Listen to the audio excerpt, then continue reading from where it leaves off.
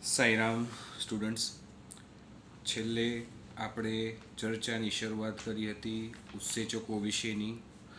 ઉત્સેચકો વિશે આમ તો તમે લોકો ભણી ચૂકેલા છો, શબ્દ તમે લોકોએ સાંભળેલો છે, પણ ગઈકાલની જે આપણી ચર્ચા હતી, બરાબર, કે જ્યાં ઉત્સેચક વિશે એક ઉત્પ્રેરક ઘટક તરીકે જેને લેવામાં આવે છે એ ઉત્સેચક કે જે કાર્બનિક પ્રકારનું બંધારણ ધરાવે છે. મેં તમને ગઈકાલે કીધું હતું કે કોઈ પણ ઉત્સેચક હોય એ કાર્બનિક પ્રકારનું ઉત્પ્રેરક છે. ઉત્પ્રેરક બે પ્રકારના છે, યાદ કરો બધા લોકો, કાર્બનિક અને અકાર્બનિક. બરાબર, એમાં કાર્બનિક ઉત્પ્રેરક એટલે ઉત્સેચક, અને બીજા આવે છે અકાર્બનિક પ્રકારના ઉત્પ્રેરક, જે ગઈકાલની ચર્ચામાં આપણે જોયું. અકાર્બનિક પ્રકારના જે ઉત્પ્રેરકો હોય તેઓ હંમેશા ઊંચા તાપમાને અને વધુ વાતાવરણીય દબાણે પ્રમાણમાં વધુ સક્રિય હોય છે. પરંતુ એ જ ઊંચા તાપમાને અને વાતાવરણીય દબાણે જો આપણે કાર્બનિક ઉત્પ્રેરક એટલે કે ઉત્સેચકને લઈએ તો તેઓ પ્રમાણમાં નિષ્ક્રિય બની જતા હોય છે. અથવા તો એમ કહી શકાય બીજા શબ્દોમાં કે કોઈ પણ ઉત્સેચક છે એ 40 ડિગ્રી સેલ્સિયસ સુધીના તાપમાનમાં કોઈ પણ ઉત્સેચક અથવા તો કાર્બનિક ઉત્પ્રેરક કે જે 40 ડિગ્રી સેલ્સિયસ સુધીના ટેમ્પરેચર ઉપર અથવા તો 40થી નીચે ટેમ્પરેચર હોય તો તેમાં તેઓ કાર્યાત્મક રીતે પ્રમાણમાં વધુ સક્રિય રહેતા હોય છે. એવું વર્ણન આપણે ગઈકાલે જોયું હતું. બીજું મેં કીધું હતું તમને લોકોને કે આપણા બોડીનું નોર્મલ ટેમ્પરેચર હોય 37 ડિગ્રી સેલ્સિયસ, બરાબર છે. બોડીનું નોર્મલ ટેમ્પરેચર 37 ડિગ્રી સેલ્સિયસ એટલા માટે છે કારણ કે એ ટેમ્પરેચર ઉપર આપણા શરીરની અંદર, કોષોની અંદર આવેલા બધા જ જે ઉત્સેચકો છે તેઓ સક્રિય રહી શકે છે કાર્યાત્મક રીતે. એટલા માટે આપણા બોડીનું ટેમ્પરેચર એટલું જોવા મળતું હોય છે નોર્મલ કન્ડિશનમાં.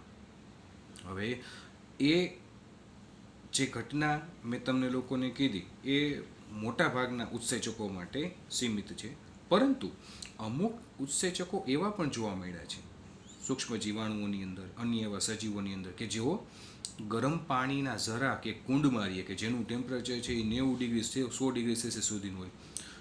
અમુક એવા છે કે જે સલ્ફરયુક્ત ઝરણામાં રહેતા હોય છે. તો એવા જે સૂક્ષ્મ જીવાણુઓ છે, સૂક્ષ્મ જીવો છે, તો તેઓને ઉષ્મા સ્થાયી નામ આપવામાં આવેલું હતું. એમાં જોવા મળતા ઉત્સેચકોને ઉષ્મા સ્થાયી ઉત્સેચક નામ આપવામાં આવેલું હતું. એ જે સૂક્ષ્મ જીવાણુઓ છે તે કેવા કહેવાય? ઉષ્માનુરાગી. ઉષ્મા અનુરાગી એટલે કે ઉષ્મા એટલે કે ટેમ્પરેચરમાં અનુકૂલિત થયેલા, ઊંચા તાપમાને અનુકૂલિત થયેલા એવા ઉષ્માનુરાગી, ઇંગ્લિશમાં થર્મોફિલિક તરીકે જેને લઈએ છીએ. તો આવા સૂક્ષ્મ જીવાણુઓ જે છે તેઓની અંદર જે ઉત્સેચકો જોવા મળે છે એ ઉત્સેચકોને ઉષ્મા સ્થાયી ઉત્સેચક નામ આપવામાં આવેલું હતું કે જેઓ 80થી 90 ડિગ્રી સેલ્સિયસ સુધીના તાપમાનમાં પણ રહી શકે છે. તો એ અપવાદરૂપ કિસ્સા છે કે જે આવા થર્મોફિલિક પ્રકારના બેક્ટેરિયા અથવા તો સૂક્ષ્મ સજીવોમાં ઉપલબ્ધ છે, જોવા મળે છે, અનુકૂલિત થયેલા છે એમાં જોવા મળે છે. બાકી આપણા શરીરની વાત કરીએ તો આપણા શરીરમાં આવા એક ઉષ્માસ્થાયી ઉત્સેચક ન હોય, બરાબર છે. આ ઉષ્માસ્થાયી ઉત્સેચકો કેમાં જોવા મળ્યા છે? તો થર્મોફિલિક પ્રકારના અથવા તો ઉષ્માનુરાગી પ્રકારના જે સજીવો છે ને કે જેઓ કુદરતી રીતે ઊંચા તાપમાને જીવતા હોય. મેં તમને ગઈકાલે ઉદાહરણ આપ્યું હતું કે ભાઈ તુલસી શ્યામમાં જે પાણીના કુંડ છે તો એ ગરમ પાણીના કુંડનું ટેમ્પરેચર કેટલું વધુ છે તમને બધા લોકોને અનુભવ હશે જ. તો એ જે પાણી છે એ પાણીની અંદર જે બેક્ટેરિયા જીવતા હશે એ બેક્ટેરિયાની અંદર રહેલા જે ઉત્સેચકો હશે, એ પાણીમાં જે બેક્ટેરિયા રહેતા હશે અને એ બેક્ટેરિયાની અંદર આવેલા જે ઉત્સેચકો હશે એ ઉત્સેચકો બધા કેવા કહેવાય? તો એ ઉત્સેચકો બધા ઉષ્મા સ્થાયી ઉત્સેચક કહેવાય કે જેઓ આવું 80-90 ડિગ્રી સેલ્સિયસ જેટલું ઊંચું ટેમ્પરેચર હોય ને, તાપમાન હોય ને, તો એમાં પણ તેઓ રહી શકે. પણ એ અપવાદરૂપ ઉત્સેચકો છે. બાકીના આપણા શરીરના અથવા તો મોટાભાગના દરેક સજીવ શરીરના જે ઉત્સેચકો હોય ને એ મોટે ભાગે 40 કે તેનાથી ઓછા કે નીચા ટેમ્પરેચર ઉપર પ્રમાણમાં વધુ કાર્યાત્મક રીતે સ્થિર રહેતા હોય છે. પછી આપણે રાસાયણિક પ્રક્રિયા વિશે વાત કરી હતી. રાસાયણિક પ્રક્રિયાની અંદર રાસાયણિક સંયોજનના બે પ્રકારો જોયા હતા, એક ભૌતિક અને બીજું રાસાયણિક પ્રકારનું પરિવર્તન. ભૌતિક પ્રકારના પરિવર્તનમાં બંધોના તૂટ્યા વગર સંયોજન છે એનું રૂપાંતરણ થાય. દાખલા તરીકે બરફમાંથી પાણી બનવું અને પાણીનું વરાળમાં રૂપાંતરણ થવું, બરાબર. તો એના બંધારણમાં રાસાયણિક સ્વરૂપમાં પરિવર્તન આવ્યું. પણ એ પરિવર્તન જે છે કેવું છે? એ ભૌતિક પરિવર્તન છે. એનો આકાર ફરી ગયો પણ એની અંદર રહેલા બંધો એકે તૂટતા નથી. તો એ ભૌતિક પ્રકારનું પરિવર્તન હતું. રાસાયણિક પરિવર્તનમાં શું એવું હતું? તો કે જૂના બંધો બધા તૂટે અને નવા બંધોનું નિર્માણ થાય અને આવી રીતે સ્વરૂપ કે પ્રકારમાં રૂપાંતરણ જોવા મળે. તો એ રાસાયણિક પ્રકારનું પરિવર્તન કહેવાય કે જ્યાં જૂના બંધ તૂટી જાય, જે ઓલરેડી હોય ને એ બંધ તૂટી જાય અને બીજા નવા બંધ બને. એના વિશેની ચર્ચા આપણે લોકોએ ગઈકાલે કરી હતી. આપણે લોકોએ જોયું હતું કે તાપમાનરૂપી પરિબળ છે એ કોઈ પણ ઉત્સેચકીય પ્રક્રિયા અથવા તો ઉત્પ્રેરકની જે પ્રક્રિયા ચાલુ હોય એમાં તેઓનો નોંધપાત્ર ફાળો રહેલો છે. એવું કહેવાય છે સંશોધનના માધ્યમથી કે દર 10 ડિગ્રી સેલ્સિયસના વધારા કે ઘટાડા સાથે પ્રક્રિયાનો દર બમણો થઈ જાય છે અથવા તો અડધો થઈ જાય છે. મેં તમને લોકોને ગઈકાલે ઉદાહરણ આપીને પણ સમજાવ્યું હતું કે 40 ડિગ્રી સેલ્સિયસ હોય, હવે એમાંથી 30 ડિગ્રી સેલ્સિયસ, એનાથી ઓછું 20 ડિગ્રી સેલ્સિયસ, એનાથી ઓછું 10 ડિગ્રી સેલ્સિયસ. તો જેમ જેમ તમે 10 ડિગ્રી સેલ્સિયસના ઘટાડા તરફ જાશો ટેમ્પરેચરમાં, તેમ તેમ પ્રક્રિયાનો દર છે કેવો થઈ જાય? અડધો. 40માંથી 30 ડિગ્રી થાય એટલે પ્રક્રિયાનો દર અડધો થઈ ગયો. 30માંથી 20 થાય તો એ અડધાનો અડધો થઈ ગયો. 20માંથી 10 થાય તો એનો અડધો થઈ ગયો. એવી રીતે. અને તેમજ 40 ડિગ્રી સેલ્સિયસથી ઉપર જાય, 40થી 50 ડિગ્રી સેલ્સિયસ તરફ જાય એટલે પ્રક્રિયાનો દર વધે. 60 તરફ જાય એટલે પ્રક્રિયાનો દર ફરી પાછું બમણો થાય, વધે. પણ એ અમુક હદ સુધી. એવું નહીં કે ગમે એટલું તમે ટેમ્પરેચર ઊંચું લઈ જાઓ એટલે પ્રક્રિયાનો દર બમણો જ થતો જાય. અમુક સમય બાદ અમુક ટેમ્પરેચરથી વધારે જો ટેમ્પરેચર થઈ જાય તો આપણું શરીર છે, કોષો છે, એ અંદરને અંદર જ બળી જશે. પણ એવું કુદરતી રીતે થતું જોવા મળતું નથી. તો એના વિશેની ચર્ચા આપણે લોકોએ કરી હતી. હવે આજે આપણે લોકોએ જે વસ્તુ સમજવાની છે એ છે કે ઉત્સેચકની હાજરીમાં, મેં તમને ગઈકાલે કીધું હતું કે આપણે ઉદાહરણ સહિત સમજવાનું છે કે ઉત્સેચકની હાજરી હોય ત્યારે કોઈ પણ રાસાયણિક પ્રક્રિયા થતી હોય અને ઉત્સેચકની ગેરહાજરીમાં એ સેમ રાસાયણિક પ્રક્રિયા જો કરાવવામાં આવે તો એને એ બંને પ્રક્રિયામાં શું તમને ભેદ જોવા મળે, ફેરફાર જોવા મળે, એના વિશેની ચર્ચા છે એ ઉદાહરણ સહિત આજે આપણે લોકોએ અહીંયા સમજવાની છે. તો બધા લોકોનું હવે સરસ શાંતિથી એકદમ ફૂલ કોન્સન્ટ્રેશન સાથે ટેક્સ્ટબુકમાં ધ્યાન, ઉદાહરણ તરીકે સમજવાનું છે. બરાબર? કે ઉત્સેચકની હાજરીમાં કેવો પ્રક્રિયામાં ફેરફાર આવે. જોજો તમને હમણાં આ ઉદાહરણ સમજશો ને એટલે તમને બધી વસ્તુ ક્લિયર થઈ જશે કે ઉત્સેચક શું કામ આપણા માટે અનિવાર્ય છે. એક સિમ્પલ રાસાયણિક પ્રક્રિયા તમને લોકોને અહીંયા આપેલી છે. કાર્બન ડાયોક્સાઇડ અને પાણીનો અણુ. જ્યારે બંને કાર્બન ડાયોક્સાઇડ અને પાણીનો અણુ બંને ઉત્સેચકની હાજરીમાં, જો ઉત્સેચકનું નામ છે અહીંયા કાર્બોનિક એનહાઇડ્રેઝ. આ શું છે? એન્ઝાઇમ અથવા તો ઉત્સેચક. એન્ઝાઇમનો મેં અહીંયા લખ્યો છે. કાર્બોનિક એનહાઇડ્રેઝ એ શું છે? ઉત્સેચક છે. ઉત્સેચકની હાજરીમાં કાર્બન ડાયોક્સાઇડનો અણુ પાણીના અણુ સાથે પ્રક્રિયા કરે છે અને શું બનાવે છે? H2CO3 એટલે કે કાર્બનિક એસિડ બનાવે છે. પહેલાં આ એક સિમ્પલ રાસાયણિક પ્રક્રિયાને સમજો. હવે સમજો પેરેગ્રાફમાં, આ પ્રક્રિયા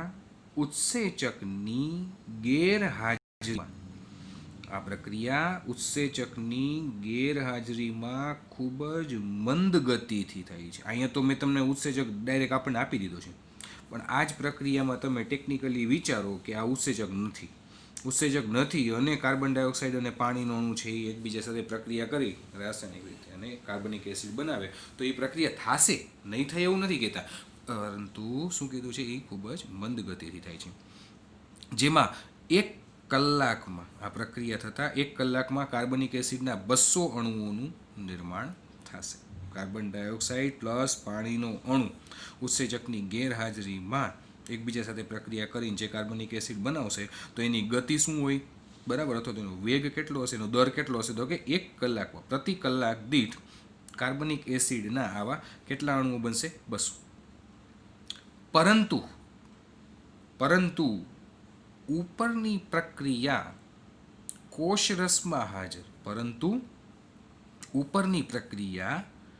કોષરસમાં હાજર ઉત્સેચક, કારણ કે આ પ્રક્રિયા થાય છે ક્યાં? કોષની અંદર, કોષરસમાં રાસાયણિક પ્રક્રિયા બધી થતી હોય, કારણ કે ઉત્સેચકો છે બધા આપણા કોષની અંદર કોષરસમાં આવેલા હોય.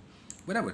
તો ઉપરની પ્રક્રિયા કોષરસમાં હાજર ઉત્સેચક કાર્બનિક એનહાઇડ્રેઝની હાજરીમાં એ તીવ્ર ગતિથી પૂર્ણ થાય છે. જોયું? ઓલું મંદ ગતિથી ઉત્સેચકની ગેરહાજરીમાં, ઉત્સેચકની હાજરીમાં એ તીવ્ર ગતિથી પૂર્ણ થાય છે, જેમાં કાર્બોનિક એસિડના 6 લાખ અણુ પ્રતિ સેકન્ડમાં બને છે. વિચાર કરો, કલ્પના બહારનો આ રેટ છે, કલ્પના બહારનો આ દર છે. ક્યાં આ રાસાયણિક પ્રક્રિયા ઉત્સેચકની ગેરહાજરીમાં થતી હતી અને એનો દર 1 કલાકની અંદર કાર્બનિક એસિડના ખાલી 200 અણુ બનતા હતા. 1 કલાકમાં 200 અણુ બનતા હતા. અને એ સેમ પ્રક્રિયા હવે ઉત્સેચક આવી ગયો, કોષરસમાંનો ઉત્સેચક કાર્બનિક એનહાઇડ્રેસ આવી ગયો, તો એ જ પ્રક્રિયાનો દર, એની તીવ્રતા કેટલી વધી કે એ 1 સેકન્ડની અંદર કાર્બનિક એસિડના 6 લાખ અણુ બની આવે. 1 સેકન્ડ થતાં કેટલી વાર લાગે તમને બધા લોકોને ખ્યાલ જ છે. 1 જ સેકન્ડ થાય, કાંટો 1 જ સેકન્ડ, કાંટો આપણો 1 જ સ્ટેપ આગળ વધે એટલી વારમાં તો કાર્બનિક એસિડના કેટલા અણુ બની જાય? 6 લાખ. તો આના ઉપરથી તમે અંદાજો લગાવી શકો કે દરેકે દરેક રાસાયણિક પ્રક્રિયામાં શું કામ ઉત્સેચકની મહત્વતા છુપાયેલી છે.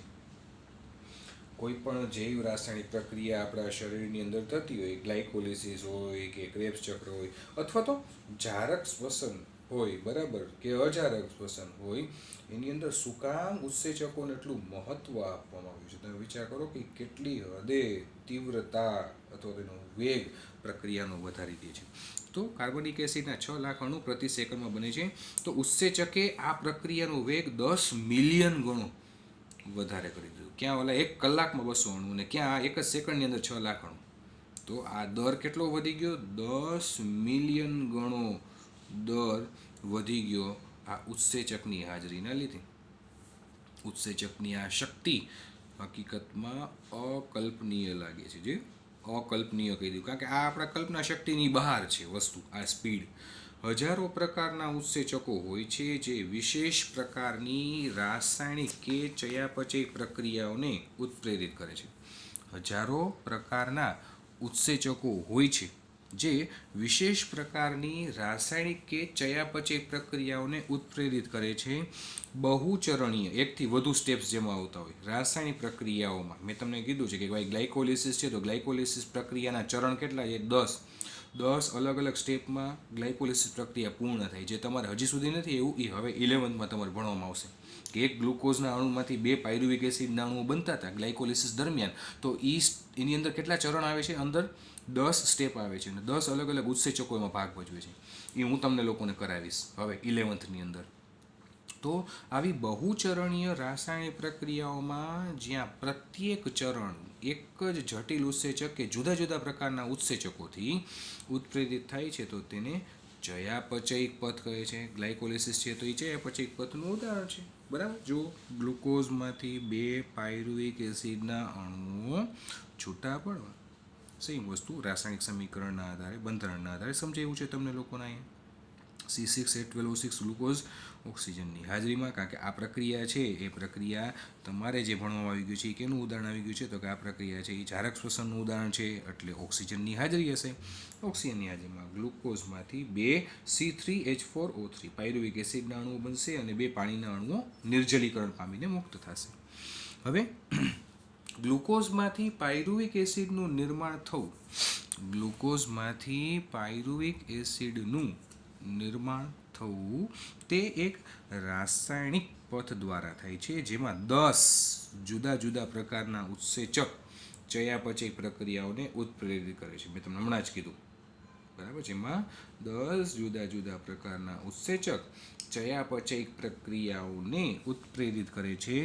જ્યારે તમે પ્રકરણ 14માં, હજી આપણે ભણવાનું બાકી છે, પ્રકરણ 14માં શ્વસનનો અભ્યાસ કરશો ત્યારે ઉપરોક્ત પ્રક્રિયાઓના વિશે જાણવા મળશે. આ તબક્કે તમારે જાણી લેવું જોઈએ કે એક જ ચયાપચયિક પથ, આ તબક્કે તમારે જાણી લેવું જોઈએ કે એક જ ચયાપચયિક પથ 1 કે 2 કે તેથી વધુ પ્રક્રિયા દ્વારા, ચયાપચયિક પથ આખું એક જ છે પણ એની અંદર 1 કે 2 કે તેથી વધુ પ્રક્રિયાઓ દ્વારા જુદા પ્રકારના ચયાપચયિક અંત્ય ઉત્પાદનો બનાવે છે. પ્રક્રિયા પૂરી થાય એટલે અંતિમ ઉત્પાદનો, પ્રોડક્શન બનતું હોય છે, મળતું હોય છે. આપણા કંકાલ સ્નાયુમાં અજારક સ્થિતિમાં લેક્ટિક એસિડનું નિર્માણ થાય છે. પણ એ કઈ સ્થિતિમાં? અજારક સ્થિતિ હોય તો, બરાબર છે. તમારે 2 વસ્તુ ભણવામાં આવી ગઈ છે 10મા ધોરણની અંદર, કે જારક પ્રકારનું શ્વસન થાય તો શું બને ગ્લુકોઝમાંથી, અને અજારક પ્રકારનું શ્વસન થાય તો શું બને, અથવા તો પ્રક્રિયા કઈ રીતે આગળ વધે. કારણ કે જારક શ્વસન થાય ત્યારે 2 પાયરુવિક એસિડના અણુ જે બન્યા છે, 2 પાયરુવિક એસિડ છે એ ક્રેબ્સ ચક્રમાં જશે, અને ક્રેબ્સ ચક્ર થશે પછી ઓક્સિડેટિવ ફોસ્ફોરીકરણ થશે અને એમાંથી એટીપી બનશે, એટલે કે ગ્લુકોઝનું સંપૂર્ણ દહન થયું કહેવાય, કે જે દરમિયાન તમને 38 એટીપી મળતા હતા. તો એ જારક શ્વસન છે. અજારક શ્વસન કહીએ તો જે 2 પાયરુવિક એસિડના અણુઓ છે એ 2 પાયરુવિક એસિડના અણુનું અંતે રૂપાંતરણ થાય લેક્ટિક એસિડમાં. જો આપણા કંકાલ સ્નાયુની વાત કરીએ તો એ 2 પાયરુવિક એસિડના અણુ છે એનું રૂપાંતરણ લેક્ટિક એસિડમાં, એટલે કે ગ્લુકોઝમાંથી ડાયરેક્ટ લેક્ટિક એસિડ બન્યું કહેવાય. પણ એ કઈ સ્થિતિ હોય તો કે જ્યારે તમારા શરીરમાં ઓક્સિજનની ઉણપ હોય, એટલે કે ઓક્સિજનની ગેરહાજરી હોય. ઓક્સિજનની ગેરહાજરી હોય એવી સ્થિતિને અજારક સ્થિતિ કહેવાય. અને આવી અજારક સ્થિતિમાં આપણી અંદર ગ્લુકોઝમાંથી, આપણા કંકાલ સ્નાયુમાં ગ્લુકોઝમાંથી લેક્ટિક એસિડ બનતું હોય છે. તો જ્યારે તમે પ્રકરણ 14માં શ્વસનનો અભ્યાસ કરશો ત્યારે ઉપરોક્ત પ્રક્રિયા વિશે જાણવા મળશે. આ તબક્કે તમારે જાણી લેવું જોઈએ કે એક જ ચયાપચયક પથ એક, બે કે તેથી વધુ પ્રક્રિયા દ્વારા જુદા પ્રકારના ચયાપચયક અંત્ય ઉત્પાદનો બનાવે છે. આપણા કંકાલ સ્નાયુમાં અજારક સ્થિતિમાં લેક્ટિક એસિડનું નિર્માણ થાય છે, જ્યારે સામાન્ય જારક સ્થિતિમાં પાયરુવિક એસિડનું નિર્માણ થાય છે. યીસ્ટમાં આથવણ એટલે અજારક શ્વસન. આથવણ શબ્દનો અર્થ થાય અજારક શ્વસન. યીસ્ટની અંદર અજારક શ્વસન થતું હોય તો યીસ્ટમાં આથવણ પ્રક્રિયા દરમિયાન ઉપરના પથ દ્વારા ઇથેનોલ અથવા તો આલ્કોહોલનું નિર્માણ થાય છે. જુદી જુદી દિશાઓમાં જુદા જુદા પ્રકારના ઉત્પાદનોનું નિર્માણ શક્ય છે. હવે આ જ વસ્તુ તમને લોકોને એક રફ ચાર્ટ ડ્રો કરીને, જેમ હું દર વખતે સમજાવું છું કોઈ પણ ટોપિક એ સમજાવું એટલે તમને એકદમ ઇઝીલી યાદ રહી જશે. વાત કરીએ ચયાપચયક પથમાંનો મુખ્ય ઘટક અથવા તો મુખ્ય પ્રક્રિયક છે આપણો ગ્લુકોઝ. બરાબર. હવે આપણે પહેલાં વિચારીએ કે અત્યારે સ્થિતિ કેવી છે, મતલબ કે ઓક્સિજનની હાજરી છે કે નથી. બરાબર. માની લઈએ કે ઓક્સિજનની હાજરી છે. ઓક્સિજનની હાજરી હોય ત્યારે શ્વસન થાય એને કેવું શ્વસન કહેવાય? જારક શ્વસન. અને ઓક્સિજન ગેરહાજર હોય એ પ્રક્રિયાને શું નામ આપવામાં આવેલું છે? તો અજારક શ્વસન. ઓક્સિજનની હાજરીમાં ગ્લુકોઝમાંથી જારક શ્વસન થાય અને એમાંથી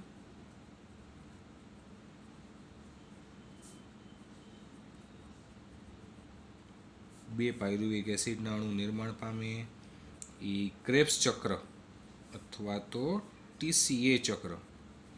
બરાબર. ક્રેબ્સ ચક્ર અથવા તો ટીસીએ ચક્રમાં જાય કે જેના અંતે તમને ઉર્જાના સ્વરૂપમાં એટીપીના સ્વરૂપમાં 38 એટીપી પ્રાપ્ત થાય. આ ગ્લુકોઝનું જારક શ્વસન થયું કહેવાય. અને આ જે જારક શ્વસન થાય છે એ ક્યારે થાય તો કે ઓક્સિજનની હાજરી હોય. હવે ગ્લુકોઝમાં માની લ્યો કે આપણા શરીરની અંદર અત્યારે ઓક્સિજનની ગેરહાજરી છે અથવા તો ઓક્સિજનની પર્યાપ્ત માત્રા નથી, તો એની હાજરીમાં જે ગ્લુકોઝનું શ્વસન થાય એવા શ્વસનને અજારક શ્વસન નામ આપવામાં આવેલું છે. આવું અજારક શ્વસન જો સસ્તનોના અથવા તો મનુષ્યના કંકાલ સ્નાયુમાં થતું હોય તો ત્યારે શું થાય? ગ્લુકોઝમાંથી ડાયરેક્ટ શું બને કંકાલ સ્નાયુની અંદર? યસ, લેક્ટિક એસિડ બને. અને આ જ વસ્તુ આપણે વિચારીએ કે યીસ્ટની અંદર કે જ્યાં નોર્મલી દર વખતે અજારક શ્વસન જ થતું હોય તો એમાંથી શું છૂટું પડે છે? તો યીસ્ટની અંદર ગ્લુકોઝમાંથી ઇથેનોલ સ્વરૂપે આલ્કોહોલ બને અથવા તો છૂટો પડે. બરાબર છે. તો આ સ્થિતિ ક્યારે ઉપલબ્ધ થાય તો કે જ્યારે ઓક્સિજનની ગેરહાજરી હોય. ઓક્સિજનની ગેરહાજરી છે એટલા માટે અજારક કીધું છે. હવે અજારક શ્વસન બે રીતે જોવા મળે છે, એક કંકાલ સ્નાયુમાં અને બીજું યીસ્ટમાં. કંકાલ સ્નાયુમાં એટલે કે આપણા હાથ પગના સ્નાયુઓની વાત કરે છે, એમાં ઓક્સિજનની જો ઉણપ વર્તાય એટલે કે ઓક્સિજનની પર્યાપ્ત માત્રા ન હોય તો ત્યારે આપણા કંકાલ સ્નાયુની અંદર ગ્લુકોઝમાંથી આ કંઈ ન બને પણ ગ્લુકોઝમાંથી ડાયરેક્ટ શું બની જાય? Lactic acid. અને આ લેક્ટિક એસિડ છે ને આપણા શરીરની અંદર આપણા સ્નાયુઓની અંદર ભરાવો થાય અને એના લીધે આપણા સ્નાયુઓ દુખે, સ્નાયુઓની અંદર કળતર થાય, સ્નાયુની અંદર અસહ્ય દુખાવો થાય એ લેક્ટિક એસિડના ભરાવાના કારણોસર. બરાબર. પરંતુ એક મિનિટ માટે વિચારીએ કે આપણા કંકાલ સ્નાયુઓની વાત નથી કરતા, પણ યીસ્ટની વાત કરીએ. આથવણ કીધું છે, જુઓ શબ્દ આથવણ. આથવણ શબ્દથી તમે લોકો પરિચિત છો. આથવણ શબ્દનો દેશી ભાષામાં અર્થ થાય આથો લાવવો. આપણા મમ્મી આ પ્રક્રિયા વર્ષો થયા રસોડામાં કરે છે, બરાબર છે. આપણા મમ્મી, આપણા મોટા ભાઈ બહેન જે હોય, બરાબર, એ લોકો વર્ષો થયા આ પ્રક્રિયા આપણા ઘરમાં દરેક ગૃહિણીઓને આવડે છે, કરે છે. આથો લઈ આવવાની પ્રક્રિયા. અને આથવણની પ્રક્રિયાની જરૂર ક્યારે પડે તો કે જ્યારે તમે કોઈ પણ આવી સાઉથ ઇન્ડિયન આઇટમ બનાવતા હો, ઇડલી છે કે ઢોસા છે કે ઉત્તપમ છે કે બરાબર ઢોકળા છે વગેરે વસ્તુ તમારે બનાવવી, અથાણા છે વગેરે વસ્તુ તમારે બનાવીએ તો એના માટે આથો લઈ આવવો પડે. અને આથો લાવવા માટે એ જે કણક હોય એ લોટ અથવા તો એ કણક એની અંદર યીસ્ટ પાવડર એડ કરવામાં આવે છે. એની અંદર યીસ્ટ હોય તો એના થકી આથો આવે અને એ પ્રક્રિયાને આથવણ તરીકે ઓળખવામાં આવે છે, જેનો ઉપયોગ થાય છે. એ જ યીસ્ટનો ઉપયોગ અહીંયા આપણે લોકોએ ઇથેનોલના સ્વરૂપમાં કરીએ છીએ, બરાબર. ઇથેનોલ બનાવવા માટે કરીએ છીએ, ઇથેનોલનું નિર્માણ કરવા માટે થાય છે. આ જે બધું જે બધી પીવાલાયક જે ઓલી બધી આવે છે આઈટમ, દાખલા તરીકે બ્રાન્ડી છે કે વિસ્કી છે કે વાઇન છે કે રમ, ટૂંકમાં આલ્કોહોલિક પીણા. તો એ આલ્કોહોલિક પીણા કેમાંથી બને? તો એ આલ્કોહોલિક પીણા છે ને એ બધા યીસ્ટમાંથી બને છે. આલ્કોહોલિક પીણા છે એ બધા યીસ્ટમાંથી બને છે, બરાબર. અને મેં તમને કીધું એ પણ યીસ્ટમાંથી જ થાય છે, પણ એ સમયે ઇથેનોલ ન ઉત્પન્ન થતું, એ તો આલ્કોહોલ એમાંથી ઉત્પન્ન ન થાય. અથાણામાં ને ઢોસામાં ને ઇડલીમાં એમાં આલ્કોહોલ નથી બનતો, બરાબર. એમાં કાર્બન ડાયોક્સાઇડ રિલીઝ થતો હોય. પણ નોર્મલી જે બધી આવી બ્રેવર્સ ઇન્ડસ્ટ્રીઝ હોય બધી, બરાબર, પ્રોડક્શન કે જ્યાં બ્રાન્ડીનું વિસ્કીનું વગેરેનું પ્રોડક્શન થતું હોય, આલ્કોહોલિક પીણાનું પ્રોડક્શન થતું હોય, તો એની અંદર આ યીસ્ટનો ઉપયોગ કરવામાં આવે છે. એ આથવણ પ્રક્રિયા થઈ ગઈ કહેવાય કે અજારક શ્વસન છે. આથવણ એટલે મેં તમને હમણાં જ કીધું અજારક શ્વસન, બરાબર. તો આ આથવણ પ્રક્રિયા બે રીતે થાય છે. કંકાલ સ્નાયુમાં હોય ત્યારે લેક્ટિક એસિડ અને યીસ્ટમાં હોય ત્યારે ઇથેનોલ અથવા આલ્કોહોલનું પ્રોડક્શન. અને જારક શ્વસનની વાત કરીએ તો ગ્લુકોઝમાંથી 2 પાયરુવિક એસિડના અણુ બને, એમાંથી ટીસીએ ચક્રમાં જઈને છેલ્લે આડત્રીસ એટીપી મુક્ત થાય. એ કેવી રીતે થાય ને એ બધા જ તબક્કાવાર તમારે હવે આગળના ચેપ્ટરમાં પ્રકરણ 14ની અંદર સમજવાનું છે, બરાબર છે. તો આ વસ્તુ એક ખાસ યાદ રાખજો બધા લોકો. આટલું જે મેં રફ વર્ક કર્યું છે ને તે, એટલે તમને લોકોને ખ્યાલ આવે. અહીંયા ઓક્સિજનની ઉણપ છે અથવા તો ગેરહાજરી છે, અને આ જગ્યાએ જારક શ્વસનમાં ઓક્સિજનની હાજરી દર્શાવેલી છે. ફરી પાછું આપણે લોકો ટેક્સ્ટ બુકમાં શિફ્ટ થઈ જઈએ. સામાન્ય જારક સ્થિતિમાં પાયરુવિક એસિડનું નિર્માણ થાય છે. યીસ્ટમાં આથવણ પ્રક્રિયા દરમિયાન ઉપરના પદ દ્વારા ઇથેનોલ એટલે કે આલ્કોહોલનું નિર્માણ થાય છે. જુદી જુદી દિશાઓમાં જુદા જુદા પ્રકારના ઉત્પાદનોનું નિર્માણ શક્ય છે. જુદી જુદી દિશામાં મેં તમને કીધું ને કે ભાઈ કંકાલ સ્નાયુ હોય તો એમાં અલગ પ્રોડક્શન થાય, યીસ્ટમાં અલગ પ્રોડક્શન થાય, ઓક્સિજનની હાજરી હોય, જારક શ્વસન થતું હોય ત્યારે અલગ પ્રોડક્શન થાય. જુદી જુદી દિશામાં જુદી જુદી રીતે તમે ઉત્પાદનો મેળવી શકો, નિર્માણ કરાવી શકો, બરાબર છે. તો અહીંયા જારક અને અજારક શ્વસન વિશે વાત કરી, અને ઉપરના પેરેગ્રાફમાં વાત કરી કે ઉત્સેચકની હાજરીથી અને કોઈ પણ ઉત્સેચકની ગેરહાજરીથી પ્રક્રિયામાં કેવો ફેરફાર જોવા મળે, તો એના વિશેની ચર્ચા અત્યારે આપણે લોકોએ જોઈ. આશા રાખું છું કે આ ઉદાહરણ તમને લોકોને આવડી ગયું હશે, સમજાઈ ગયું હશે. એવું લાગે તો એકાદ બે વખત રિવિઝન કરી જોજો એટલે તમને યાદ રહી જશે. હવે એના પછીનો નેક્સ્ટ ટોપિક ચાલુ કરીએ. 9.12.2 ઉત્સેચકો દ્વારા ઊંચા દરથી રાસાયણિક રૂપાંતરણ કેવી રીતે થાય છે. ઉત્સેચકો દ્વારા આપણને ખબર છે કે ભાઈ આટલી હદ તીવ્રતા છે કે ક્યાં ઓલો 1 કલાકની અંદર 200 અણુનું નિર્માણ થતું હતું ઉત્સેચકની ગેરહાજરીમાં, અને એ જ ઉત્સેચકની હાજરીમાં 1 જ સેકન્ડની અંદર 6 લાખ અણુઓ બનતા હતા કાર્બનિક એસિડના. તો આટલી તીવ્રતા ઉત્સેચકોની હાજરીમાં. તો ઉત્સેચકો દ્વારા ઊંચા દરથી રાસાયણિક રૂપાંતરણ કેવી રીતે થતું હશે એના વિશેની ચર્ચા આપણે અહીંયા સમજવાની છે. જોઈએ. આને સમજવા માટે ઉત્સેચક વિશે વિસ્તૃત અભ્યાસ કરવો પડશે. સક્રિય સ્થાનના વિશે આપણે પહેલાં અભ્યાસ કરી ચૂક્યા છીએ. ગઈકાલે આપણે વાત કરી કે કોઈ પણ ઉત્સેચક છે એ ઉત્સેચકનું પણ બંધારણ પ્રોટીનનું જ છે, એમિનો એસિડનું બનેલું છે. તો એ ઉત્સેચક જ્યારે પ્રોટીનની જેમ પહેલાં એનું પ્રાથમિક બંધારણ હોય, પછી એનું દ્વિતીયક બંધારણ આવે, પછી તૃતીયક બંધારણમાં આવે. તૃતીયક બંધારણ જ્યારે બને, ત્રિપરિમાણીય રચના જ્યારે નિર્માણ પામે, તો ત્યારે એની અંદર ખાંચ અથવા તો ગુહા બને છે. એ ખાંચ અથવા તો ગુહાને શું નામ આપવામાં આવ્યું હતું? એનું સક્રિય સ્થાન અથવા તો ક્રિયાશીલ સ્થાન, કે જે ક્રિયાશીલ સ્થાન ઉપર આવીને શું જોડાય? તો કે ઉત્સેચક માટેનો પ્રક્રિયાર્થી એની જગ્યાએ જઈને એ ઉત્સેચકીય સ્થાને આવીને જોડાશે. એ જે ખાંચ છે, જે સક્રિય સ્થાન છે, ત્યાં આવીને જોડાશે. તો એના વિશે આપણે ગઈકાલે અભ્યાસ કરી ગયા. હવે રાસાયણિક કે ચયાપચયિક રૂપાંતરણો એક પ્રક્રિયા હોય છે. કોઈ પણ રાસાયણિક અથવા તો ચયાપચયિક રૂપાંતરણો એક પ્રક્રિયા હોય છે જેમાં રસાયણનું નિપજમાં રૂપાંતરણ થાય. રસાયણમાંથી શું બને? અંતે આપણને નિપજ છૂટી પડે છે, જેને પ્રક્રિયક તરીકે ઓળખવામાં આવે છે. પ્રક્રિયક છે એ શું છે? તો કે પ્રક્રિયક છે એ ઉત્સેચકના ક્રિયાશીલ સ્થાને જઈને જોડાશે. એ ઉત્સેચકના ક્રિયાશીલ સ્થાને જઈને જોડાશે, એને અનુલક્ષીને રાસાયણિક પરિવર્તન આવશે અને એમાંથી ઉત્પાદન અથવા તો નિપજ આપણને પ્રાપ્ત થશે. પ્રક્રિયકને અહીંયા બ્રેકેટમાં એસ લખેલું છે. એસ શબ્દનો અર્થ થાય છે સબસ્ટ્રેટ. બરાબર છે? તમારા અહીંયા 3 શબ્દ ભણવાના આવશે. એસ, પી અને ઈ. એસ શબ્દનો અર્થ થાય સબસ્ટ્રેટ, ગુજરાતીમાં પ્રક્રિયક. પી એટલે પ્રોડક્ટ, પ્રોડક્ટ એટલે નિપજ. ઈ એટલે એન્ઝાઇમ, એન્ઝાઇમને ગુજરાતીમાં ઉત્સેચક. આ રીતે રેડી? એમાં આપણને ભણવામાં શું આવ્યું છે? તો કે ભાઈ કોઈ પણ ઉત્સેચક હોય એ ઉત્સેચક જ્યારે એના ત્રિપરિમાણવીય રચનામાં, આ ઉત્સેચક છે આ એનું ત્રિપરિમાણવીય રચના આવી, તો એની અંદર જો આ ખાંચ બની, આ ખાડો બન્યો. આ જે ખાડો બન્યો છે એ ખાડા ઉપર કોણ આવીને ગોઠવાય? તો કે ખાડા ઉપર છે ને એનો પ્રક્રિયક એટલે કે એસ સબસ્ટ્રેટ આવીને જોડાશે અને એ ઉત્સેચક અને પ્રક્રિયક બંને વચ્ચે રાસાયણિક પ્રક્રિયા થશે, જેને લીધે પી એટલે પ્રોડક્ટ એટલે કે નિપજ બનશે અથવા તો છૂટી પડશે. એ કેવી રીતે એ આપણે હવે સમજવાનું છે. તો ફરી પાછું જોઈએ આગળ.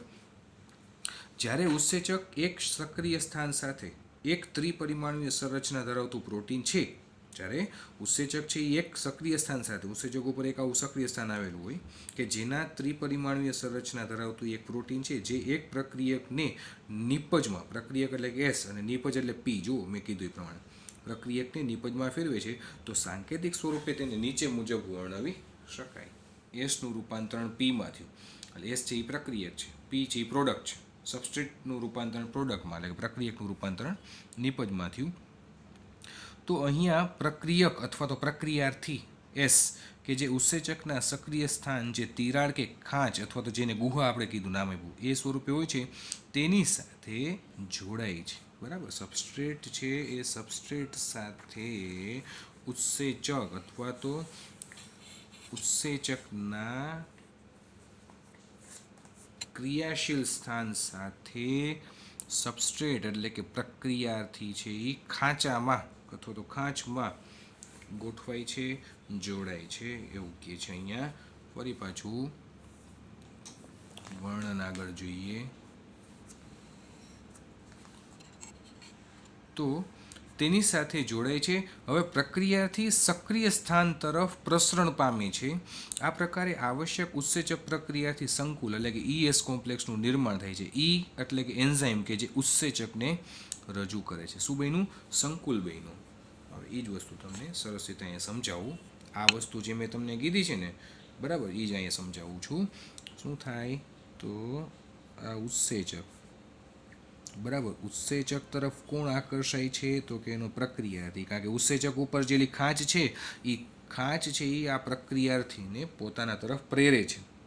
એટલે કે ઉત્સેચક છે એના તરફ પ્રક્રિયાથી પ્રેરાય એટલે કે એની સાથે જઈને જોડાય અને એ જોડાઈને જે સંકુલનું નિર્માણ કરે એ સંકુલને આપણે શું નામ આપશું? ES complex. અને ગુજરાતીમાં પૂછે તો ઉત્સેચક પ્રક્રિયક અથવા તો પ્રક્રિયાર્થી સંકુલ. રેડી? આટલી વસ્તુ ખ્યાલ આવે છે બધા લોકોને. ઈ એટલે ઉત્સેચક છે, એન્ઝાઇમ છે. એસ એટલે પ્રક્રિયક છે અથવા તો પ્રક્રિયાથી છે. ઉત્સેચક જ્યારે એના ત્રિપરિમાણીય રચનામાં આવે ત્યારે એના ઉપર ખાંચ અથવા તો ગુહા બને છે. એ ખાંચ તરફ સબસ્ટ્રેટ એટલે કે જે પ્રક્રિયક છે એ એના તરફ પ્રસરણ પામે છે, આકર્ષાય છે અને તેની સાથે જોડાય છે, જે મેં તમને અહીંયા દર્શાવ્યું છે રફલી, તમને ખબર પડે. તો એ ઉત્સેચક સાથે પ્રક્રિયાથી જોડાય.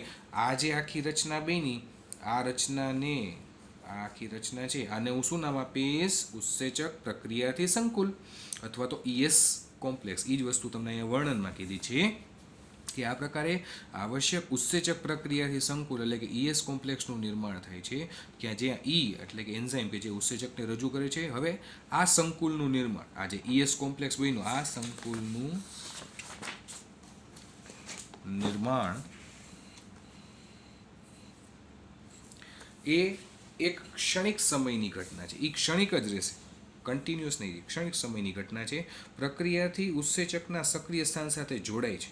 પ્રક્રિયાથી છે એ ઉત્સેચકના સક્રિય સ્થાન ઉપર જઈને જોડાય છે. તે દરમિયાન પ્રક્રિયાથીની નવી સંરચનાનું નિર્માણ થાય છે, જેને સંક્રમણ અવસ્થા અથવા તો સંરચના કહેવાય છે.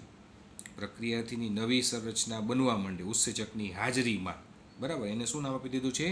સંક્રમણ અવસ્થા. જો અહીંયા સંક્રમણ અવસ્થા રજૂ કરેલી છે ચાર્ટની અંદર, ગ્રાફની અંદર.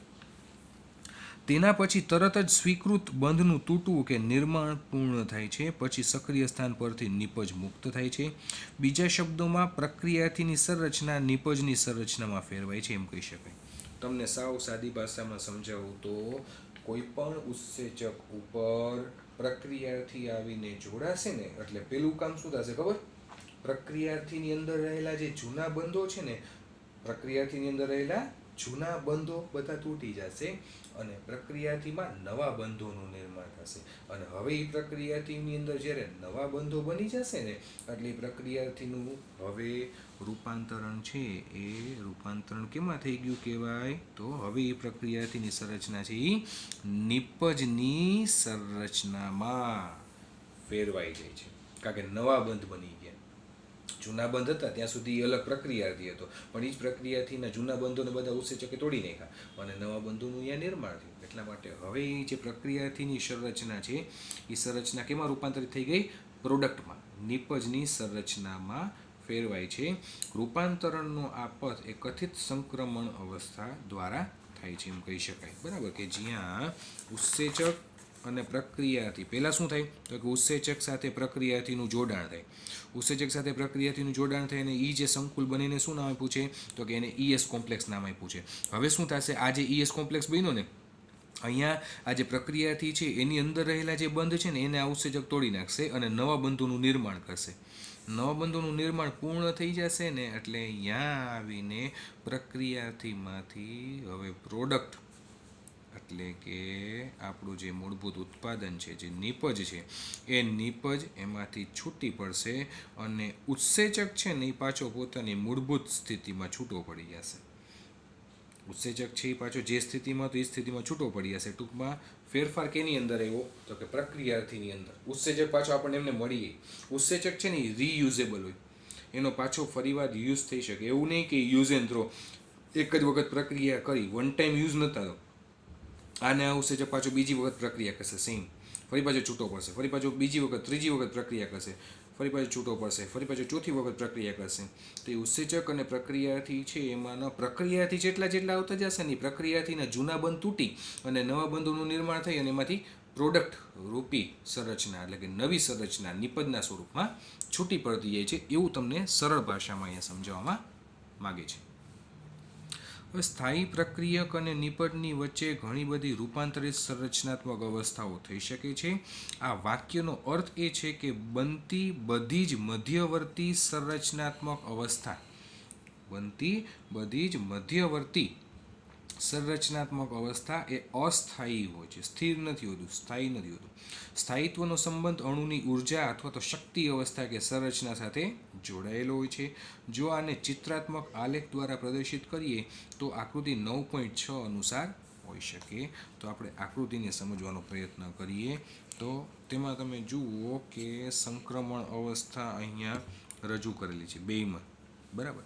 સક્રિય સ્થિતિની સંકલ્પના એટલે કે પ્રક્રિયાની પ્રગતિ થાય છે એ દર્શાવે છે, અને આ વચ્ચે એક સ્થાયી શક્તિ, એક નિશ્ચિત રીડિંગ આપી દીધું છે. આમાં જુઓ આ પ્રક્રિયાથી દર્શાવ્યો છે, બરાબર. હવે આ ઉત્સેચક વગર સક્રિય શક્તિ અથવા તો ઉત્તેજન શક્તિ, અને આ ઉત્સેચક સાથે સક્રિય શક્તિ. ઉત્સેચકની જો ગેરહાજરી હોય તો આપણને નિપજ મળતા સંક્રમણ અવસ્થા આવતા આટલી બધી વાર લાગે છે, જોઈ. અને ઉત્સેચકની હાજરી હોય તો આટલી જ વારમાં, જોઈ, ઉત્સેચક સાથે સક્રિય શક્તિ એ આટલું જ ડિસ્ટન્સ છે, બરાબર. એ એટલા જ ડિસ્ટન્સથી તમને નિપજ મળી જશે. પણ ઉત્સેચક ન હોય તો સંક્રમણ અવસ્થા લેવામાં બહુ વાર લાગે. ટૂંકમાં મંદ ગતિ યાદ કરો બધા લોકો, આ મંદ ગતિનું ઉદાહરણ છે. અને આ વસ્તુ જે દર્શાવે છે એ શું બતાવે છે? તીવ્ર ગતિ બતાવે છે. આમાં જુઓ કેટલો સમય ઓછો લાગે છે, કેટલા ઓછા ગાળામાં તરત તમને નિપજ મળી ગઈ. અને આમાં જુઓ સંક્રમણ અવસ્થા આવતા કેટલી વાર લાગી ને પછી તમને અંતે નિપજ મળે છે, એવું સમજાવવા માંગે છે ગ્રાફની અંદર. ફરી પાછું જોઈએ. વાય અક્ષ સ્થાયી શક્તિ રજૂ કરે છે, એક્સ અક્ષ વચગાળાની અવસ્થા દ્વારા બંધારણીય રૂપાંતરણમાં ફેરફાર સૂચવે છે. બે વસ્તુ ધ્યાનમાં રાખવા જેવી છે કે પ્રક્રિયક એટલે કે એસ સબસ્ટ્રેટ અને નિપજ એટલે કે પી ના વચ્ચે શક્તિ સ્તરમાં ભિન્નતા છે. જો નિપજ પ્રક્રિયાથી કરતાં નીચલા સ્તરનું હોય, જો નિપજ મળે છે એ પ્રક્રિયાથી કરતાં નીચલા સ્તરનું હોય તો પ્રક્રિયા એ બાહ્ય ઉષ્મીય એટલે કે ઉષ્માને મુક્ત કરે છે. ઉષ્મા બનાવતું નથી પણ ઉષ્માને વાતાવરણમાં મુક્ત કરે છે. આ અવસ્થામાં નિપજ નિર્માણ કાર્ય માટે શક્તિ અથવા તો ગરમીની આવશ્યકતા નથી, કારણ કે ઉષ્મા તેમાં મુક્ત થાય છે. આમ છતાં બાહ્ય ઉષ્મીય પ્રક્રિયા કે સ્વયં પ્રવર્તિત પ્રક્રિયા અથવા તો અંતઃ ઉષ્મીય કે શક્તિ આવશ્યક પ્રક્રિયાઓમાં, અંતઃ ઉષ્મીય એટલે ઉષ્માને ગ્રહણ કરવું, બાહ્ય ઉષ્મીય એટલે ઉષ્માને મુક્ત કરવી. તો સ્વયં પ્રવર્તિત પ્રક્રિયા અથવા તેનું બીજું નામ શું છે? અંતઃ ઉષ્મીય કે શક્તિ આવશ્યક પ્રક્રિયા, કે જેમાં શક્તિની તમારે જરૂર હોય તો એમાં પ્રક્રિયાથીને ઉચ્ચ શક્તિ અવસ્થા કે વચગાળાની અવસ્થામાંથી પસાર થવું પડે છે જ્યારે એને શક્તિની જરૂર હોય ત્યારે, બરાબર. બાકી જે બાહ્ય ઉષ્મીય પ્રક્રિયા છે તો એ અવસ્થામાં નિપજના નિર્માણ માટે એને શક્તિની જરૂર પડતી નથી.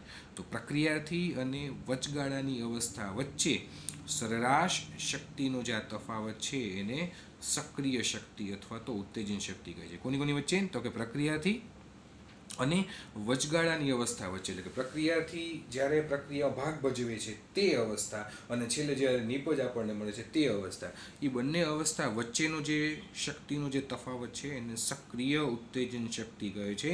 ઉત્સેચક શક્તિ અવરોધને ઘટાડીને, આ જે શક્તિનો અવરોધ છે ઉત્સેચકની હાજરી હશે તો ઘટી જશે, આપણે જોયું આગળ. તો ઉત્સેચક શક્તિ અવરોધને ઘટાડીને પ્રક્રિયાથીમાંથી નિપજના સરળ રૂપાંતરણમાં મદદ કરે છે, બરાબર છે. તો આમાં તમારે માત્ર વર્ણન એટલું બધું યાદ રાખવાની જરૂર નથી. આ બધું નીચેનું વર્ણન કે એ ખૂબ જ જટિલ છે ને એના વિશેનું વર્ણન તમારે આગળ આવશે ભણવામાં, અત્યારે યાદ ન રહે તો કાંઈ વાંધો નહીં. આની અંદર મુખ્યત્વે જે તમારે યાદ રાખવાનું છે એ છે આ ચાર્ટ. કારણ કે ચાર્ટમાં તમને એક આ વચગાળાની અવસ્થા બતાવી છે પ્રક્રિયાથીની, પછી ઉત્સેચકની હાજરી હોય તો ઉત્સેચકની હાજરીમાં પ્રક્રિયાથી અને ઉત્સેચક વચ્ચે પ્રક્રિયા થઈને કેવું જલ્દીથી સંક્રમણ અવસ્થાની નિપજ મળી જશે. અને ઉત્સેચક ન હોય તો સંક્રમણ થતાં કેટલી વાર લાગે છે, બરાબર. સંક્રમણ અવસ્થા આવતા કેટલી વાર લાગે છે, એટલે કે નિપજ પ્રાપ્ત થતાં કેટલી વાર લાગે છે, એ ચાર્ટ તમારે સમજાવવાનો રહેશે, બરાબર છે. તો આ હતું ઉત્સેચકની હાજરીમાં અને ગેરહાજરીમાં થતી પ્રક્રિયા વિશેની ચર્ચા. તો અહીંયા સુધી એક વખત જોઈ લેજો, ટેક્સ્ટબુકમાં વાંચી લેજો, એકાદ બે વખત એવું લાગે તો મારું રેકોર્ડિંગ ચાલુ રાખજો અને સામે ટેક્સ્ટબુક રાખજો, બરાબર. એટલે તમને લોકોને ખ્યાલ આવે. અને પછી કંઈ ડાઉટ લાગે તો મને પૂછી લેજો, ગમે ત્યારે વોટ્સએપ કરી શકો છો, ફોન કરી શકો છો, બરાબર. નેક્સ્ટ ટોપિક આપણો છે હવે એ ઉત્સેચકની કાર્ય પદ્ધતિ, એ આપણે લોકોએ હવે નેક્સ્ટ લેક્ચરમાં જોવાનું છે. Thank you. સાંઈરામ.